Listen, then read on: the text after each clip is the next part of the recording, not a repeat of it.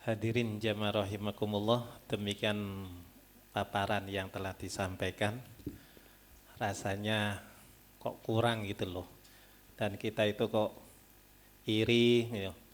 Eh, Masjid kok begitu banyak pendapatannya. Eh, Terus ekonomi umatnya makmur itu. Mungkin dalam hal ini ada dari jamaah ada yang bertanya, kami persilakan untuk pertama kali saya kasih 3 orang penanya, satu dari bapak-bapak, yang satunya dari ibu dan satunya dari remaja masjid. Mungkin ada yang bertanya, monggo dipersilakan, mungkin ada manfaatnya bagi masjid kita. Monggo. Ya, dari Mas Andri. Assalamualaikum warahmatullahi wabarakatuh. Kami ucapkan terima kasih atas insight ya, wawasan yang telah diberikan oleh Pak Ustadz Jasir mengenai Masjid Jogokar yang demikian besarnya itu ya, manfaat bagi umat dan atau khususnya manfaat ekonomi, manfaat juga manfaat keagamaan dan sebagainya. Nah, yang jadi pertanyaan saya itu begini Pak Ustadz, itu tadi kan disebutkan bahwa itu mulai dari yang kecil ya, dari kecil, dari tadi cuma 200.000, lalu ada yang cuma 4 juta dan sebagainya. Nah, pertanyaannya dimulainya itu atau proses-prosesnya sehingga menjadi sedemikian besar sampai dengan miliaran sehingga menjadi dipercaya oleh umat di sekeliling masjid itu bagaimana Pak Ustadz? Karena kalau saya tadi awal dari paparan dari Pak Ustadz tadi, kondisinya tidak jauh berbeda dengan Masjid Nurul Fatah. Tadi disebutkan ada 4 RW di sekitar Masjid Jogokarian tersebut. Hampir sama dengan Nurul Fatah juga ada sekitar 4 RW juga ya Pak. Nah, jadi ada seperti itu. Untuk jumlah warganya juga saya kira juga hampir sama. Lalu mungkin juga kondisi sosial ekonominya juga saya kira juga tidak terlalu beda jauh dengan kondisi Masjid Jogokarian, antara Masjid Nurul Fatah dengan Masjid Jogokarian Nas. Yang menjadi pertanyaan saya, bagaimana untuk menuju ke arah situ gitu Pak Ustadz. Jadi bisa meniru hasil yang telah dicapai oleh Masjid Jogokarian tersebut. Terima kasih. Assalamualaikum warahmatullahi wabarakatuh. Kami mau bertanya, yaitu memakmurkan masjid dan mengadakan kegiatan pengajian di kampung itu apakah tingkatannya sama dan bagaimana cara menarik orang supaya mau mengikuti kegiatan pengajian di masjid. Masalahnya ibu-ibu itu kadang ada yang capek dan juga ada yang tidak ada keinginan untuk memakmurkan masjid atau ngaji di masjid. Terima kasih, itu aja yang kami tanyakan. Ya. Terus penanya yang ketiga. Kurang satu Oh, ya. nggih. Assalamualaikum warahmatullahi wabarakatuh. Untuk pemberdayaan masyarakat, memberikan modal kepada masyarakat, itu bagaimana caranya memberikan gratis apa nyicil gitu, maksudnya membayaran pakai nyicil apa gratis. Kalau gratis itu dananya dari mana? Dari masjid diambilkan dari mana kok bisa gratis gitu. Terima kasih. Assalamualaikum warahmatullahi wabarakatuh. Waalaikumsalam.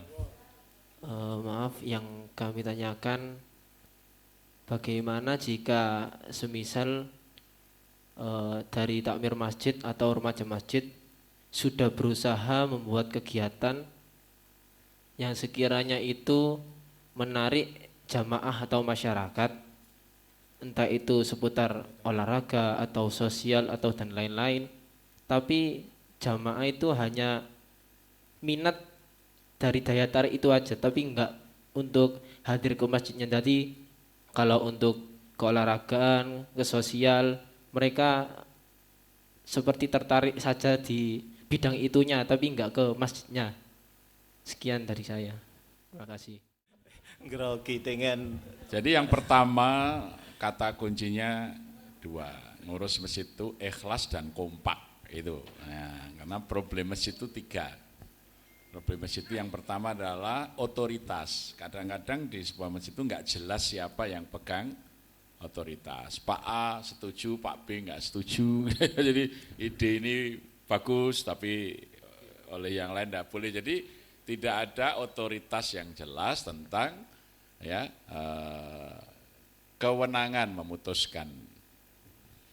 Ya, itu problem yang pertama. Problem yang kedua trust, kepercayaan.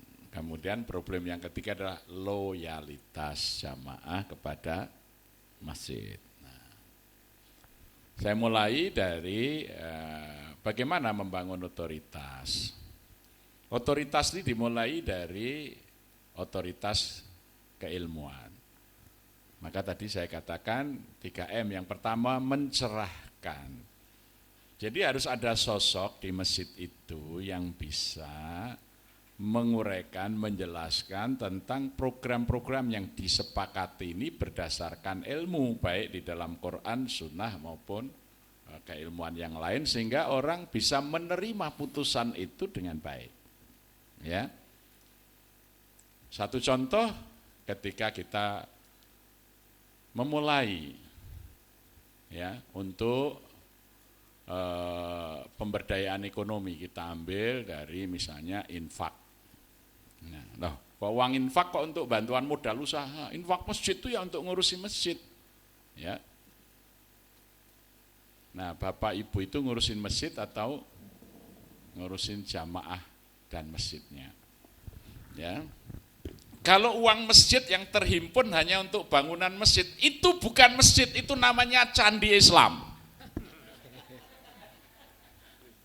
Ya, jadi dulu Wangsa Sailendra ini membangun tempat ibadah yang megah 92 tahun lamanya, namanya Candi Borobudur.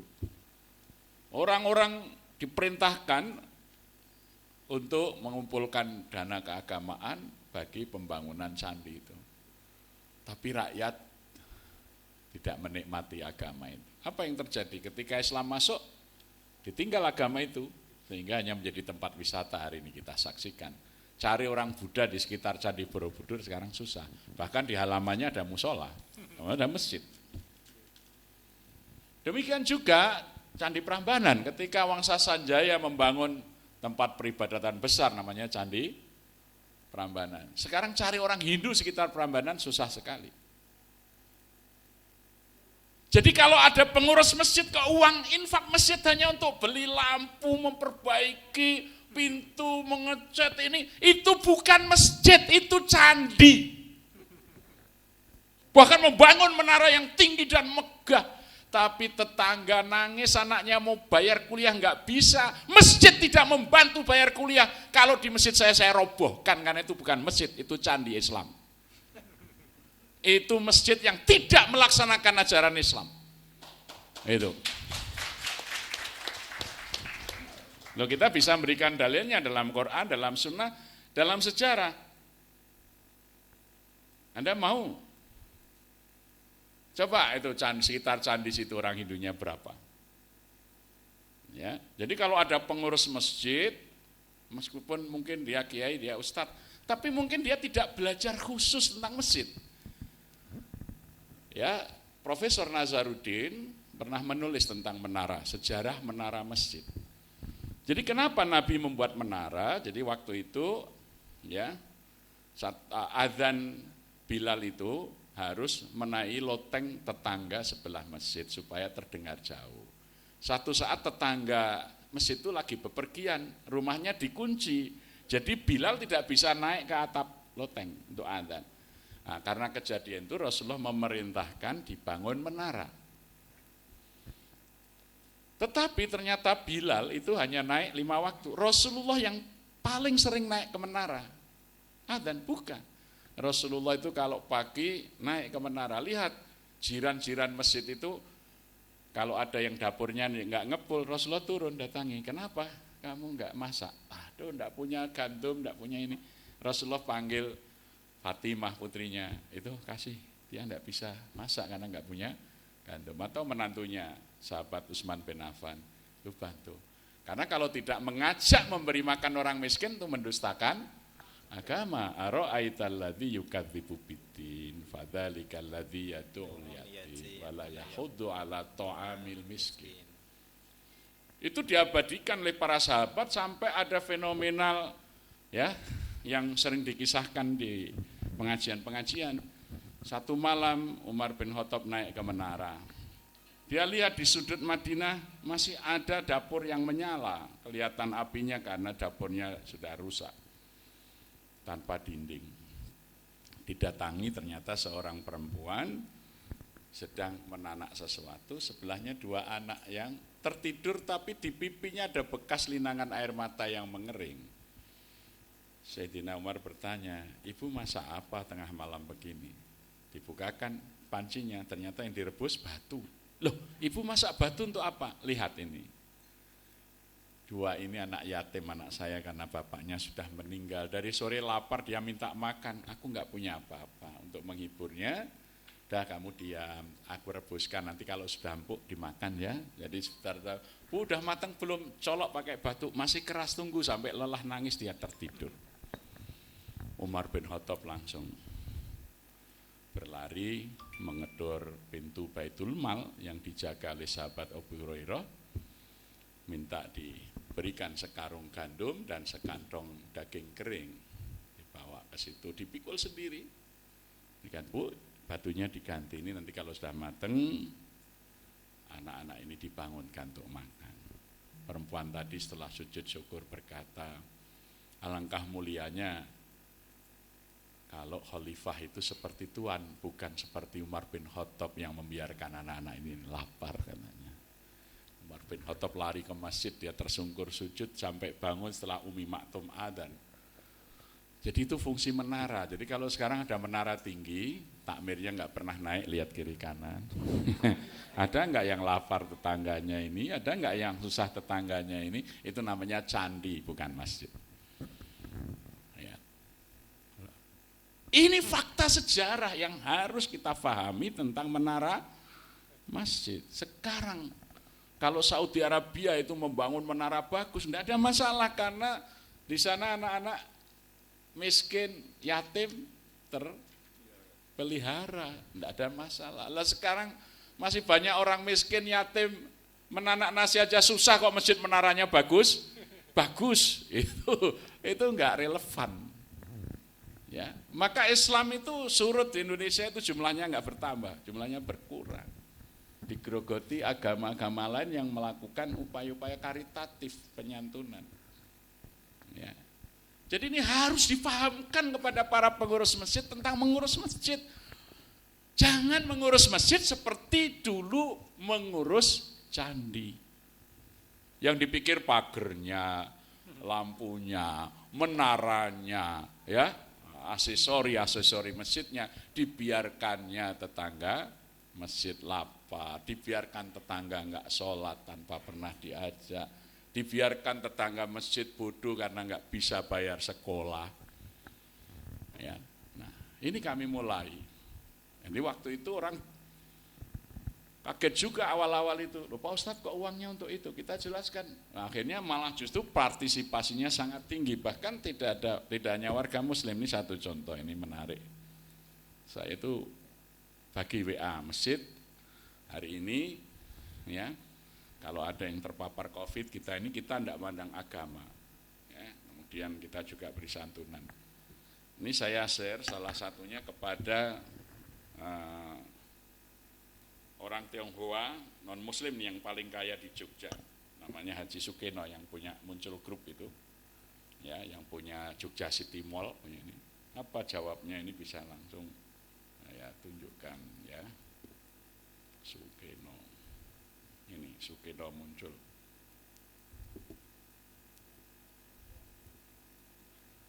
Nih. Insya Allah saya akan sisihkan penghasilan saya untuk support Masjid Jogokarian. Padahal ini tokoh Tionghoa non Muslim ini. Nah ini orangnya ini, ya, fotonya. Jadi ketika kita melaksanakan ajaran Islam yang tadi, ya, memberi makan orang yang susah, tidak hanya orang Muslim, orang yang hatinya baik terpanggil. Ya ini kira-kira lah Cina paling kaya di Jogja ini, namanya Sukeno ini, muncul grup. Ya, jadi karena sering ketemu saya kebetulan diminta untuk menjadi pembina Tionghoa di DIY, ya. Karena dalam satu acara di Pemda itu saya menjelaskan, ya, dulu yang membawa masuk Islam ke Indonesia antara lain orang-orang dari Tionghoa. Saya katakan lah, kami itu ikut Islam karena mbah sampean orang-orang Tionghoa kok malah sampean orang Islam, saya bilang. Ya, akhirnya malah saya dijadikan pembina warga Tionghoa di Jogja. Ya, karena sering ini saya Pak share kegiatan kita ini. Ya. Nah, artinya bahwa ajaran Islam itu sebenarnya fitrah manusia. Jadi ketika dilakukan tidak ada Muslim, tidak hanya Muslim, yang non Muslim pun hatinya ada yang terpanggil. Ya. Jadi kita berikan penjelasan, kemudian kita pertanggungjawabkan dengan baik. Saya bawa tapi lupa, mungkin di mobil atau di kamar, buku laporan pertanggungjawaban keuangan yang sudah 25 tahun. Maksudnya setiap tahun ada laporan, jadi kalau orang ingin tahu laporan keuangan dari 25 tahun yang lalu sampai hari ini masih bisa dilihat. Ya. Uang masuk berapa, orang keluar berapa, untuk apa saja. Jadi transparansi pengelolaan uang itu menjadi penting karena berkait dengan faktor persoalan kedua, trust, kepercayaan tadi. Ya. Jadi uang yang dimasukkan masjid untuk apa kemanfaatannya, apalagi dirasakan betul. Ya, dirasakan betul manfaatnya oleh masyarakat. Ini berkait dengan pertanyaan yang keempat tadi, Ibu. Kami mengelola dana itu kalau yang sumbernya zakat mal, ya kami belanjakan sesuai dengan ketentuan asnafnya, ya. Yaitu 8 asnaf, tidak boleh keluar dari itu kalau zakat mal. Kalau infak, sodako itu bebas selama untuk kebaikan. Jadi itu, ya. Jadi harta itu kan ada ketentuannya. Jadi kalau ini sumbernya zakat mal, enggak boleh keluar dari ketentuan asnaf. Ya, salah satu asnaf yang sering dipertanyakan budak. Loh sekarang ada perbudakan, saya bilang banyak. Kalau ada merebut masjid kok digaji di bawah UMR, itu diperbudak oleh pengurus masjid. Jadi itu dia berhak menerima zakat sehingga dia menerima gaji minimal UMR. Ya, nggak boleh. Bagaimana merebut masjid yang dekat dengan Allah, kata orang hidupnya susah. Maka orang bilang, alah nggak usah ke masjid, masjid aja yang tiap hari ke masjid hidupnya susah. Masjid itu kan cerminan agama Islam. Makanya kadang-kadang merebut itu pengen segera nutup masjid, wajahnya nggak pernah cerah melayani jamaah, awang bayarannya sithik.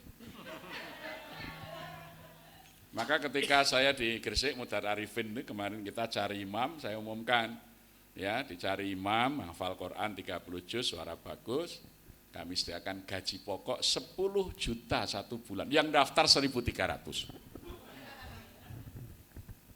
Ada yang bertanya, Ustadz Pak agak kemahalan itu imam, ya imam 5 waktu, itu 10 juta.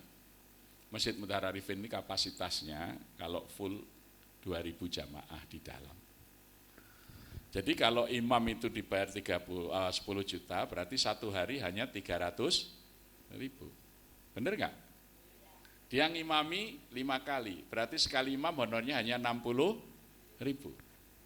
Nah, jamaahnya yang makmum 2.000, anggap saja begitu, karena kalau full 2.000. Berarti setiap jamaah hanya ngasih imam sekali sholat 30 rupiah. Saya tanya, kalau di Surabaya ada pengamen dikasih berapa?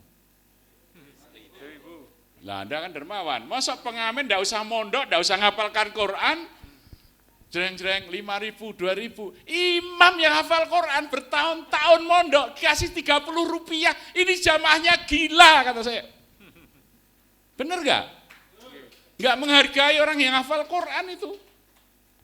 Allahu Akbar, Ar-Rahman, suaranya bagus, 30 rupiah. Kali 2.000, cuma 60.000. Masa orang imami, sekali imam makmumnya sekian banyak, cuma 60.000. Murah sekali, ini nggak masuk akal manajemen masjid kita hari ini. Ya Pak. Ya, saya ceramah Maulid Nabi diundang oleh Gubernur Kaltim di Islamic Center. Masjidnya itu kapasitasnya 6.000. Saya tanya sama Pak Gubernur, honor imamnya berapa di sini? Pengurusnya jawab 6 juta Pak. Pak Gubernur waras enggak ini? Besok langsung 12 juta bulan besok katanya. Ya harus diajak berpikir umat itu tentang keadilan. Enggak adil itu, ngasih pengamen 2.000, 5.000, imam 30 rupiah. Ya, nah ini cara-cara menjelaskan kepada masyarakat itu. Ya, sehingga Masya Allah imam-imam itu sekarang mulai ya banyak mulai masjid memikirkan dengan bagus. Saya bersyukur bahkan ada beberapa ahli Quran, ulama besar datang, saya dipeluk ditangisi. Alhamdulillah Ustaz, sekarang ini orang mulai menghargai orang-orang yang hafal Quran itu. Kalau nggak dimulai dari situ, dari mana? Wong masjid itu kasnya ya ada, ya. Coba nggak ada imamnya, tapi kok, ya, masa. Apalagi kalau imamnya bagus, orang juga senang datang. Ini Masjid Mutiara Arifin tahun ini kita menambah imam lagi dari luar negeri, dari Mesir nanti, ya. Itu yang kita gaji pakai dolar. Karena kita ingin orang yang makmum itu terpuaskan, nikmat. Saya pun dikritik, masa imam aja dari asing. Nah, itu pemain sepak bola aja berani datangkan dari asing, masa mau masuk surga nggak berani mendatangkan imam asing. Jadi kadang-kadang itu nalar kita itu macet gitu dalam yang begitu ya. Yang mendatangkan pemain bola ya Persebaya itu pemain asingnya berapa? Ya Arema main dibayar mahal. Lah mendatangkan imam asing nggak berani coba. Kan nggak masuk akal orang Islam berpikirnya itu. Mereka nggak maju-maju, merebutnya hidup susah. Gitu. Loh, ini harus dipikirkan. Nah itu diambilkan dari mana? Dari zakat mal. Asnafnya apa? Perbudakan dia bilang. Ya, karena selisih antara gaji yang selama ini dengan UMR itu berarti tidak ridho. UMR itu komitmen masyarakat bahwa gaji minimalnya sekian. Lah kok dia menerima kurang? Kurangnya itu berarti dia diperbudak, harus ditutup dengan zakat mal. Gitu. Jadi alhamdulillah sekarang las seperti yang dari BNI, dari BSM sudah banyak membagi, bahkan kalau DKI Jakarta, Gubernur Anies Baswedan sekarang sudah punya program setiap tahun mengumrohkan para merbot. Ya, gitu. Jadi ini menginspirasi masyarakat untuk bergerak.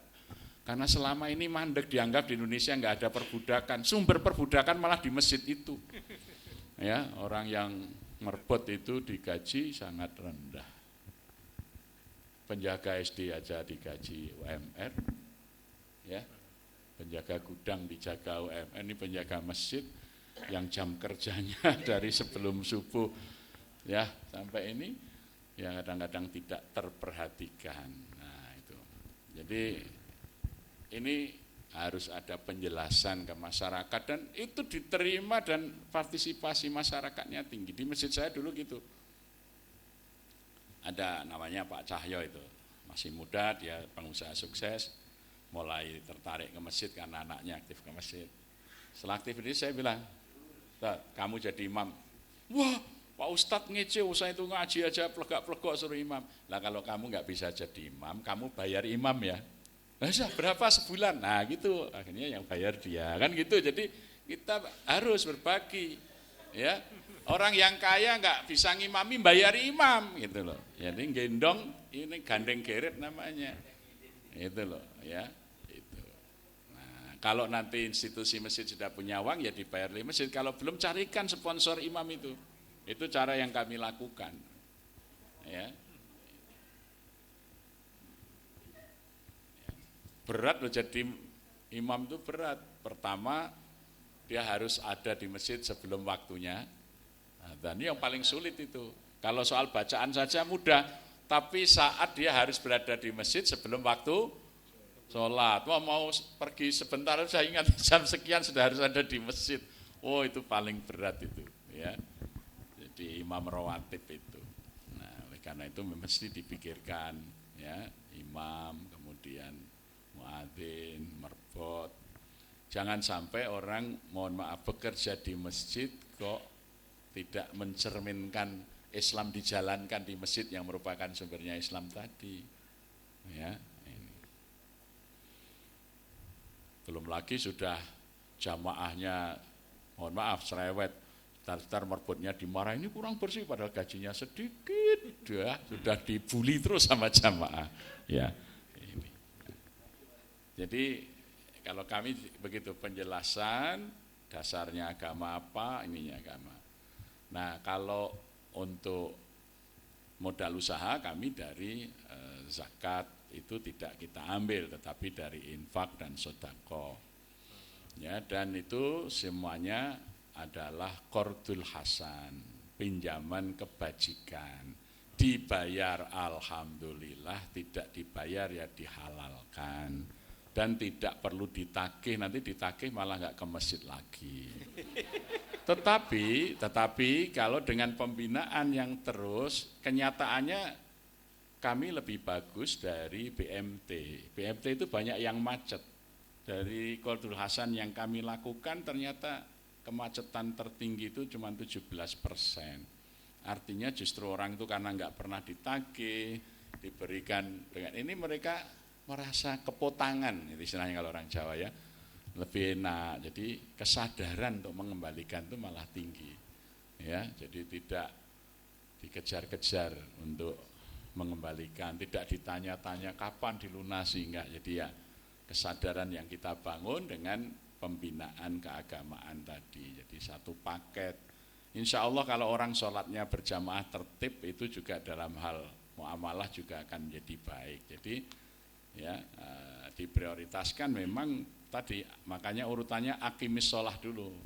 Masyarakat itu dibina untuk melakukan sholat dengan tertib. Kalau sholatnya tertib nanti yang lain juga tertib, ya gitu. Jadi jangan sampai kita itu, kenapa di Indonesia ekonomi syariah tidak bisa berjalan sempurna, misalnya bank syariah pun pakai jaminan, pakai ini. Karena kalau zaman Nabi dulu nggak pakai jaminan, semua orang masih amanah. Karena apa? Semua orang masih sholat dengan baik.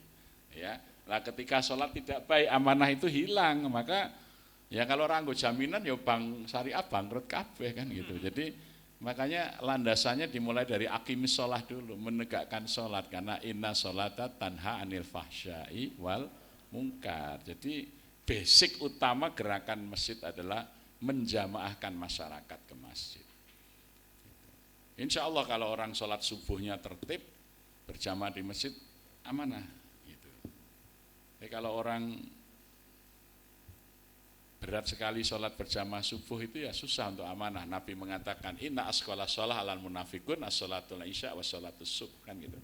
Ya, jadi yang berat orang munafik itu datang di waktu sholat isya dan subuh. Nah, jadi kalau malah orang itu malas jamaah isya dan subuh, nah salah satu unsur munafik itu kan kalau diberi kepercayaan tidak amanah. Nah insya Allah kalau subuh isyanya tertib, ya dia akan amanah gitu ya. Jadi itu sudah satu paket di dalam Al-Quran untuk aqimis sholah wa atuz zakah wa lam yakhsha illallah. Jadi itu pembinaan sholat berjamaahnya harus terus, pembinaan ekonominya, pemberdayaannya terus dengan baik.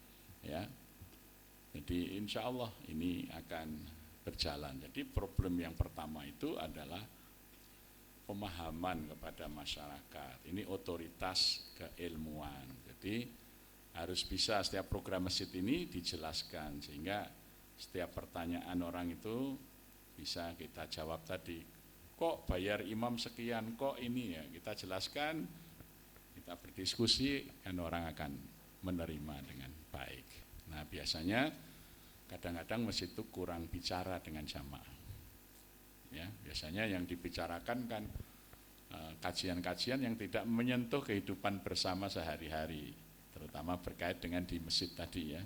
Jadi jarang diungkap, bahkan kadang-kadang keuangan masjid juga tidak dibicarakan bersama jamaah. Dulu ketika masjid masih dananya sedikit, ada orang kaya datang nyumbang lampu hias, wah bulamnya 150 satu lampu dari tembaga, datang Pak saya nyumbang ini, Bapak mau nyumbang lampu atau mau nyumbang tembaga? Saya bilang, ya nyumbang lampu tuh Pak Ustadz. Lah ya kalau nyumbang lampu itu 150 bebani masjid tuh, kalau dinyalakan semua bayar listriknya naik. Saya terima kalau Bapak juga ikut bayar listrik untuk nyalakan lampu ini ya gitu. Jadi dia paham. Ada tetangga masjid saya itu, ada orang datang ikut Jumatan terasa gerah, dia nyumbang AC, akhirnya semua masjid itu ditutup jendelanya, pasang AC. Ternyata 3 bulan berikutnya takmir nggak bisa bayar listriknya. Akhirnya AC-nya dimatikan, jendelanya dihidupkan lagi. Itu kan menyumbang tapi membebani. Jadi kita semuanya itu harus terbuka di masjid dalam bicara keperluan umat. Ya. Jadi hal-hal yang berkait dengan kemasjidan ini harus ada transparansi, harus ada otoritas, terutama otoritas keilmuan. Kemudian transparansi itu melahirkan apa? Trust, kepercayaan. Kemudian loyalitas, jamaah masjid terutama pengurus itu harus menunjukkan loyalitas terhadap program masjid. Jadi kalau masjid misalnya ya, Idul Kurban, kalau dulu kan sapi itu sama semua. Nah, masa orang yang naik sepeda motor, naik Avanza, Innova, naik Fortuner, kok korbannya sama. Nah, maka kami buat klasifikasi, ada sapi reguler, sapi super duper. Yang super duper itu sapi yang beratnya di atas 1,2 ton. Ya, gitu. Jadi akhirnya itu begitu orang naik kesejahteraannya, korbannya ikut yang besar kan gitu. Nah, maka pengurus itu harus berupaya sesuai kemampuan maksimalnya ikut menunjukkan loyalitas. Ya sudah, upayakan saya ikut yang super duper, kalau tidak ya ikut yang super gitu. Jadi program-program masjid itu didukung utamanya oleh para pengurus dulu gitu, ditunjukkan loyalitasnya. Ya, maka kami ada namanya Biro Pembinaan Ibadah Haji. Jadi orang yang pulang haji, orang pulang umroh itu kita kumpulkan, ada majelis khusus, ada biro yang menangani. Untuk apa? Karena haji itu sering menjadi teladan. Rasulullah mengatakan al-hujjaju wal umaru wafdullah. Orang-orang yang berhaji dan umrah itu duta-dutanya Allah. Ya, jadi kalau dia nggak mencerminkan ini, nanti jadi bahan ledekan. Ayo Pak ke masjid, yang haji aja nggak ke masjid. Jadi, maka yang sudah haji, sudah umrah harus dibina, harus menjadi teladan. Ya, jangan malah jadi standar masyarakat. Ayo Pak jamaah ke masjid. Oh itu yang sudah haji aja nggak pernah jamaah kok gitu. Ya, jadi ini memang harus kita lakukan. Maka kita ada bironya tersendiri, namanya Biro Pembinaan Haji dan Umroh. Jadi sekarang ada 199 warga kami yang sudah haji dan umroh yang kita bina dalam majelis pengajian rutin setiap hari Sabtu. Jadi mereka yang sudah pernah haji, pernah umroh itu terhimpun di dalam pengajian ini untuk apa? Melestarikan, istilahnya melestarikan kemabrurannya gitu. Jadi jangan sampai jadi haji tomat, ya, mulai mangkat tobat, mulai kumat. Gitu, jadi karena banyak ya orang mau haji disambut di masjid dengan pengajian, dilepas ke masjid, pulang haji nggak pernah ke masjid, itu jangan sampai itu terjadi. Jadi ini masjid merengkuh dan mereka itu sumber kekuatan, ya, jadi harus efektif melakukan pembinaan. Maka program masjid itu saya bersyukur sekali seperti hari ini kami sudah mulai dari tahun 2000 membuat program masjid itu melalui rapat. Cuman kalau rapat kami bukan hanya pengurus, seluruh masyarakat kita libatkan. Jadi rapat besar. Jadi rapat besar itu sama kami juga sewa hotel terakhir tahun kemarin itu kita di Kaliurang ya. Pesertanya sampai 370. Ya, ada perwakilan anak-anak gitu ya, perwakilan ibu-ibu, perwakilan lansia, perwakilan pengurus RT, pengurus RW, perwakilan, semuanya mengusulkan kegiatan masjid. Apa masjid ini ke depan? Nah, setelah program itu ada, kita susun bironya. Oh, kegiatan ini ditangani oleh biro ini, biro ini. Setelah itu baru disusun pengurus lengkapnya. biro ini siapa. Jadi kalau kami memilih ketua umum dulu, setelah ketua umum terpilih menyelenggarakan rapat besar. Nah dari rapat besar itu merumuskan program. Nah dari program itu dikelompokkan dalam biro-biro, baru memilih bironya. Biro pembinaan haji siapa? Ya, oh ini nanti biro untuk anak-anak. Kalau di tempat kami disebut Hamas, himpunan anak-anak masjid. Ini ya, nangani anak-anak dari kecil sampai SMP kelas 2. Siapa? Oh, ini yang ngurusi remaja, programnya remaja apa gitu. Nah, maka itu harus satu paket. Kalau remaja dan anak-anak tadi, ya kita mulai dari keterpanggilan anak itu dan remaja itu. Cah nom itu doyan sego, doyan swara gitu ya. Jadi kegiatan memberi fasilitasi, bukan sekedar makan tapi fasilitasi, tapi harus ada pendampingan. Jadi misalnya kita ada tim adventure remaja masjid, jadi yang minat misalnya adventure, mendaki gunung, nyusur sungai, rafting. Nah, tapi di situ ada ustadz yang mendampingi, jadi semacam pesantren safari, ya. Kemudian sepedaan, ya, kelompok sepeda gunung, kelompok sepeda ontel ada, tapi selalu ada pendampingan, sehingga ini terprogram, jangan sampai hanya ikut kegiatan daki gunung tapi nggak pernah ke masjid. Jadi disitulah di dalam perjalanan minat itu ada pendampingan. Dan biasanya juga kami yang senior kita usahakan ikutlah, ya, misalnya meskipun di pos, ya Mona itu saya udah nggak kuat jalan tinggi, ya pembinaan di pos. Kemudian kita komunikasi, ini kok nggak ke masjid gitu, kita sudah harus diingatkan, jangan dibiarkan. Jadi ya terutama yang tua-tua ini, jadi yang remaja nampak ke masjid nggak nampak, harus kalau orang Jawa namanya gereteh, kita ingatkan ya. Ayo dik, kok suara ketok neng masjid kangen ya aku. Nah, jadi itu kita komunikasi. Kata kuncinya adalah komunikasi yang terus. Jadi ini kadang-kadang kita ini lemah ya. Musuh-musuh agama itu, setan itu berkomunikasi lebih aktif dari kita. Itu ya.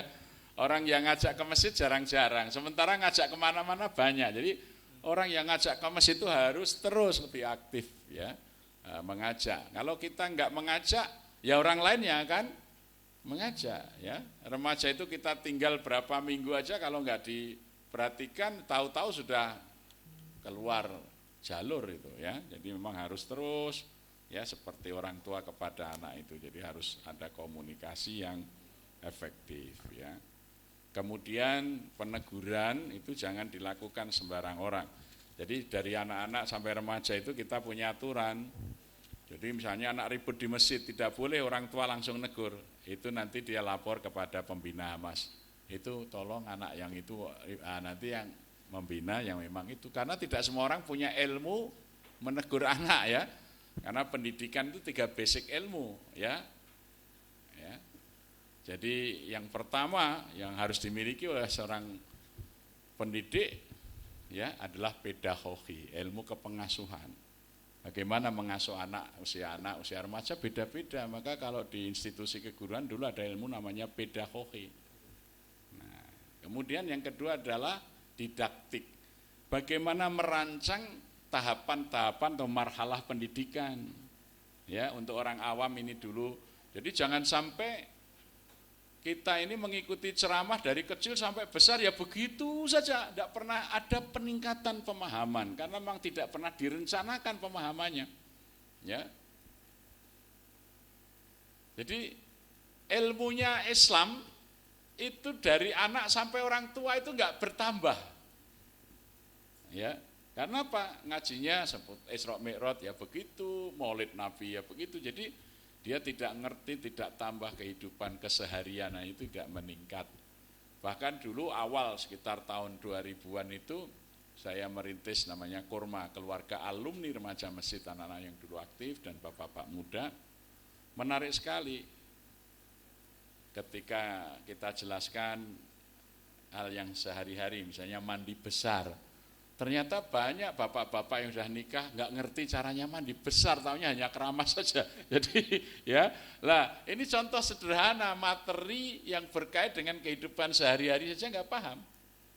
Ada ibu-ibu cerita tentang suaminya, ya membuka rahasia keluarga, nggak merasa berdosa padahal tidak boleh, ya ibu atau bapak menceritakan pasangannya itu, ya jelas itu ada adabnya. Ya, kecuali di dalam penyelesaian, jadi kepada konsultan, ya misalnya ke BP4 kemana, nah tidak kemudian disebar kemana-mana, ya ini. Jadi itu contoh-contoh yang dalam kehidupan sehari-hari yang diperlukan ilmunya, tapi masjid tidak menyajikan, masjid menyajikan ilmu-ilmu yang tidak praktis dalam kehidupan sehari-hari tadi, tentang utang, misalnya ya, utang itu sampai ke akhirat itu juga orang kadang tidak paham, dikira mati rampung kan itu ya. Jadi, nah itu hal-hal yang kehidupan sehari-hari itu harus menjadi kupasan kajian di masjid. Maka Masjid Jogokaryan itu kita desain sebagai pesantrennya masyarakat. Jadi orang yang datang ke masjid itu tiap hari mendapatkan asupan ilmu itu bertambah terus seperti doanya waziyadatan bil ilmi. Jadi ilmunya itu ada ziyadah, ada penambahan. Jadi jangan tiap hari ke masjid kok ilmunya enggak tambah gitu ya, sama saja. Ya, ini. Jadi itu upaya-upaya kita di dalam melakukan pembinaan jamaah. Nah, oleh karena itu diperlukan kesinambungan.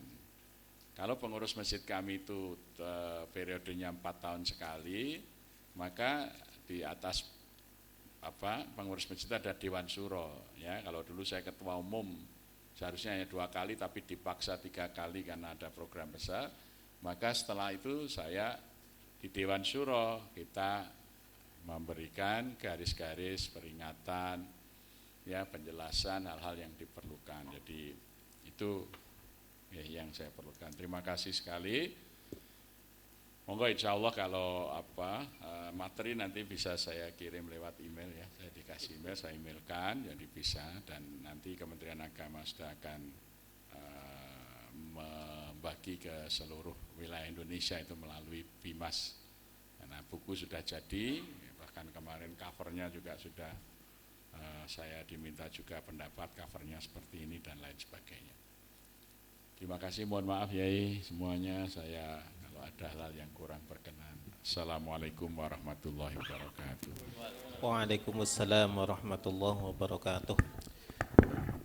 Hadirin jamaah rahimakumullah, demikianlah pemaparan tentang kiat mengelola masjid dengan santun dan semat untuk kemakmuran umat yang telah disampaikan oleh Ustadz Muhammad Jazir yang merupakan Ketua Dewan Syuro Masjid Jogokaryan. Semoga ilmu yang telah disampaikan bermanfaat bagi kita semua. Amin ya robbal alamin. Demikian kurang lebihnya kami selaku moderator mohon maaf, kami akhiri. Wassalamualaikum warahmatullahi wabarakatuh. Masjid Nurul Fatah, mahmud, mahmud, mahmud. Masjid Nurul Fatah, mahmud.